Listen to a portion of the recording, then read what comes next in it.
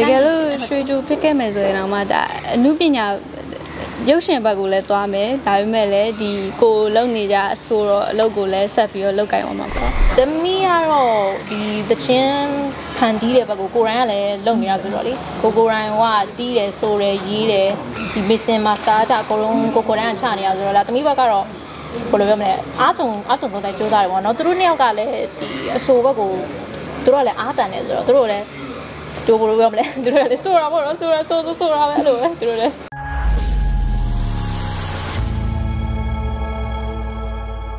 ဒါပထမဆုံးပြိုင်တာလားဟုတ်ပထမဆုံးပါပဲဟုတ်အဲ့တော့ဘယ်လိုလေးရောစိတ်လှုပ်ရှားနေတယ်ဒါ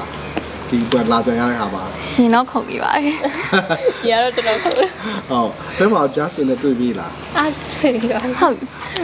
အဲ့တော့ဘယ်လိုလေးရောစိတ်လှုပ်ရှားလဲစင်မတက်ခဲ့ရတဲ့အချိန်မှာခုနတော်တော်စိတ်လှုပ်ရှားတာပါပဲစိတ်လှုပ်ရှားတုံး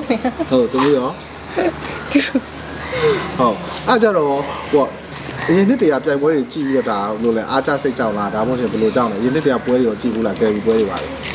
ကြည့်ဘူးပါတယ်သူရွှေကြိုပါရွှေစင်ရုပ်ထုကြိုင်ပါကြိုင်ဆိုတာအရင်တည်းကလှုပ်ချင်ရဲ့အရာတစ်ခုရဲ့မှာလည်းပါတယ်ပေါ့နော်အားကြောင့်ဟုတ်သမီးရောတူပါပဲတူပြောပြပါသမီးဆုံးရတော့ပြိုင်ဖို့ဆုံးသက်ဖြစ်လာအဲ့ဒါလေကြိုးပါဘလို့လဲကြိုးရှင်းလိုက်အဲ့တယောက်ကြောင့်တယောက်ကခွန်အားပေးရတာအဖို့ခေါ်ရင်းရတယ်ကိုတော့စိတ်တူကိုသွားမယ်ပေါ့လာမလားပေါ့တူသွားမလားဖော်ရဆိုဒီလိုပဲပါလာကြတာဘယ်သူကရင်စားပြီးတော့ပြောခဲ့ရတယ်သူပေါ့ဘလို့စီးရောရတယ်ကျန်တဲ့မရဘူးပြောပါဦးသူလိုပဲကြိုင်မယ်ပါမလားပေါ့ဖော်လဲရတာပေါ့လို့စီးရောတော့လွယ်ပါတယ်ဘလို့ပြကိုကကိုတွေကလှုပ်ကြည့်ချင်နေတာဆိုတော့လှုပ်လဲလှုပ်ချင်တယ်ဆိုတော့တော့လောက်လုံးကအမှုပညာနဲ့ပတ်သက်ရင်ဘာမှမဆိုစိတ်ဝင်စားတာဆိုတော့လေအိမ်မှာစကားလေးကြီးပြဗာလေးသဘောကျတာရှိတယ်ကျွန်တော်အကြိုက်လေးတူလာပြောပြပါဦးဒီ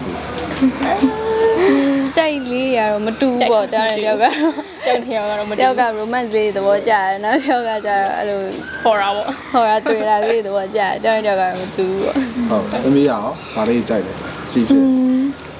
မိကတော့အကုန်လုံးချီတာပါပဲဟုတ်ပါမျိုးစားဆုံးကြိုက်တယ်ပေါ့အကုန်လုံးပါဟုတ်ကဲ့ပါတကယ်တော့ရွှေကြိုကနေဆိုသူလည်းတိုးဆောင်ပဲပြီးသွားကြတာရှိရလေအဲ့လိုမျိုးဆိုရင်စမ်းကြည့်ကြတာဘယ်လိုလေးစိတ်ကူးရှိတယ်ပြောလို့စိတ်ဝင်စားပါတယ်စိတ်ကြည့်ကြတာပေါ့တကယ်လို့ရွှေကြိုဖြစ်ခဲ့မယ်ဆိုရင်တော့မှဒါအမှုပညာရုပ်ရှင်ဘက်ကိုလည်းသွားမယ်ဒါပေမဲ့လည်းဒီကိုလုံနေကြဆိုတော့အလုပ်ကိုလည်းဆက်ပြီးတော့လုပ်ကြအောင်ပါပေါ့မိရောမိရောတကယ်ဒီကိုကငကိုတွေကဒီအဆိုတော်မျိုးရွာလာတာဆိုတော့လေအဆိုတော်အလုပ်ကိုလည်းလုပ်ကိုင်းနေတာကိုယ့်ရဲ့ဒါနောက်ထပ်ဝါသနာပါတဲ့ဒါနောက်ထပ်တလန်းလိုပဲပြောရမှာပေါ့နော်ဒါလေးကိုလည်းလုပ်ကြည့်ချင်တယ်ကိုလည်းဝါသနာလည်းပါနေရဆိုတော့ရလို့ရတယ်မကြောက်ဖြစ်အဆိုကတော့ပို့ပြီးအားတာတာပေါ့ဟုတ်ပြန်ဝင်ဒီကိုမလာခင်ရောမမေကဘာတွေမှာလိုက်လဲပြောပါအောင်တယောက်စီမမေကတော့လုံးစုံပါပဲဘယ်လိုလေးရောအားပေးလိုက်လဲမကြောက်ဘူးပါပဲပတ်မိရတယ်မကြောက်ဘူးပေါ့နော်မတုံလို့ဘူးပေါ့နော်တကူးတစ်ဆိုင်နေရအနေနဲ့ပေါ့မိတယောက်အနေနဲ့ပေါ့နော်ကိုမှာတင်မှာပြရှိတာတော့ကိုလုံးမှာပါတယ်ဝယ်စားရောတေချာယူပေးလိုက်တယ်ပေါ့ယူပေးပါယူပြောပြပါဦးမှာလိုက်လေကိုကအကြီးဆုံးဆိုတော့ချမ်းတကယ်အကြီးလား sorry တမီးအကြီး तू ဒုတိယလားဒုတိယဟောအငယ်ဆုံးโอเคဘာလေးမှာလည်းပြောပြပါဦးမင်းကတော့အဆင်ပြေအောင်ပါပဲအဆင်ပြေအောင်လုပ်ခဲ့ပါလောက်ပါပဲဟုတ်ကဲ့ပါ just မှာဆိုတော့ဒါဥယျာဉ်လေးတို့ပါလို့ဆိုရင်ကျတော့ဒါဂျင်းလေးရယ်နော်ဟိုဒိုင်းလေးကိုကြည့်ပြီးတော့ဟိုကြောက်စိတ်တွေပါလေဖြစ်လာဆက်ကြောက်စိတ်ကဝင်တော့စိတ်ကတော့ဝင်တော့တိုင်းဆိုတော့လူတိုင်းလိုပါပဲဟုတ်ကဲ့ပါကဲအဲ့ဆို result လေးတွေကဘယ်လိုလေးတွေဖြောင်းနေထားလဲဘယ်လိုပါပဲအဆင်ပြေပါစေလို့ပဲမျှော်လင့်ပါတယ်ဒီရောစတော့တော့လေအနုပညာအရင်ဝါသနာပါဆိုတော့တောင်းနေကြောက်ဘယ်လိုမျိုးပြောပြချင်လဲတော့ဘယ်လောက်ထိအနုပညာကိုဝါသနာပါကြတဲ့လိုပြောလို့ရလဲသမီးကတော့ဒီတချင်းခံတီးတဲ့ဘက်ကိုရိုင်းကလည်းလုံနေရဆိုတော့လေကိုရိုင်းကတီးတယ်ဆိုတယ်ရေးတယ်ဒီမစ်စင်မှာစားကြအကုန်လုံးကိုရိုင်းကချနေရဆိုတော့လားသမီးဘက်ကတော့ဘယ်လိုပြောမလဲအားသုံးပုံတိုင်းကြိုးစားတယ်ပေါ့နော်သူတို့နှစ်ယောက်ကလည်းဒီအဆိုဘက်ကိုသူတို့ကလည်းအားတန်တယ်ဆိုတော့သူတို့လည်းတို့ဘယ်လိုပြောမလဲသူတို့လည်းဆိုတာပေါ့နော်ဆိုတာပဲအဲ့လိုပဲသူတို့လည်း တချင်းလေးတွေကလှုပ်ထားတာလေးရှိရလေဘယ်သူကဘာတချင်းလေးလှုပ်ထားလဲဘာလေးကို online မှာဖြန့်ပြီးတယ်ပြောပြပါဦးဟောပေါ့ဒီခုလောဆယ်ဒီရွှေလာဆိုတဲ့နာမည်အောက်မှာပေါ့နော်ကိုကိုတိုင်းကဒီကိုကိုတိုင်းဖန်တီးထားတဲ့တချင်းတွေကို YouTube မှာတင်ထားတာတွေရှိပါတယ် online ပေါ်မှာလည်းရှိပါတယ်တချင်းလေးရှိသူတို့တချင်းလေးလည်း YouTube ပေါ်မှာတင်ထားတာရှိတယ် online ပေါ်မှာလည်းရှိရှာကြည့်လို့ရပါတယ်ဟုတ်တောင်းတယောက်ကတော့အဲ့လိုသွားကျင်တဲ့ line ချင်းတော့တူလားဂီတလားတူပါပဲအမှုပညာပဲဆိုတော့လေဟုတ်ဒါမေမေကကြတော့ဒါ तू ကကြာမြန်မာတန်ဟောစတူဒီယိုဟော तू ကကောင်းကောင်းဆိုနိုင်တယ်ကိုရီးယားကြတော့ဒါပဲ line သွားမှာလဲကိုရီးယား pop ဘက်ကိုပို့ပြီးအားတန်အဲ့ဒီဘက်ကိုပို့အားတန်တယ်ဒါပေမဲ့အခုပေါ့နော်မြန်မာတန်ကြီးဆိုရတာလည်းရှိရပေါ့နော်အဲ့ဒါတချင်းတွေလည်းထွက်တော့မှာပါမြန်မာတန်ဆိုရတာလေဟုတ်ကဲ့ပါအကဲလေးကကြတော့ဒါအကဲလေးတချင်းရဲ့အမှတ်တရနေလားသမီးတံမယ်လေးကိုပေးတော့ဘလို့အမှတ်တရလေးကိုပြောသေးလဲအမေကသမီးကအကဲလေး poster တော့မှာရိုက်ထိုက်ထားတာအဲ့ကြောင့်ကဲလေး poster မှာခလေးလေးပုံအဲ့ဒါသူ့ပုံအဲ့တော့ကဲလေးဆိုတော့ဖတ်ရတယ်အဲ့တော့ကဲလေးတယောက်ကောဘလို့အမှတ်တရလေးရှိတယ်တကယ်ဟိုဖေဒီအဖေကနေပြီးတော့ပေးထားပါတော့ဒေါ်လာပိုးဆိုင်ရဲ့သမီးရွှေလာပါတော့အဲ့လိုလေးသွားတာသမီးရောမမီးရဒီကီးဆိုတဲ့နာမည်ကတော့အတိတ်ပဲတော့ရှိပါတယ်ဒါပေမဲ့အဲ့မှာလည်းစတူဒီယိုရှိရနော်အဲ့တော့ဘယ်လိုလေးပို့အဆင်ပြေလဲအချင်းတွေကဘယ်ချင်းတွေစိုးကြလဲလောက်ကြလဲပြောပြပါဦးအိမ်မှာနေတိုင်းပါပဲနေတိုင်းလို့ပဲအဲ့ဒါနေအိမ်စတူဒီယိုကအိမ်မှာပဲဆိုတော့နေတိုင်းလိုအတန်သွင်းပြတယ်ဟုတ်ဖေးရလည်းဒါတော်တော်ပတ်မှုတာနော်အဖေရလည်းဖြစ်စေခြင်းတဲ့ထဲမှာပါတယ်အဖေရရောဗာလေးကိုပြောပြရရှိတယ်ဘယ်လေးပြပါတယ်ဆိုအဓိကကတော့ဘယ်လိုပြောမလဲဒီအမှုပညာလမ်းကြောင်းကိုရောက်ပြီဆိုလို့ရှိရင်ပေါ့နော်ကိုတိုင်းကဟိုဆရာထက်တောင်မရှိမှရဆရာထက်တန်ရမယ်ပေါ့နော်အဓိကချက်ကတော့ဒီလုပ်ငန်းကိုလုပ်ပြီးဆိုကိုကတကယ်ဆရာထက်တန်မှတကယ်ဆရာထက်တန်တဲ့လူမှပဲသူကအောင်မြင်တာကို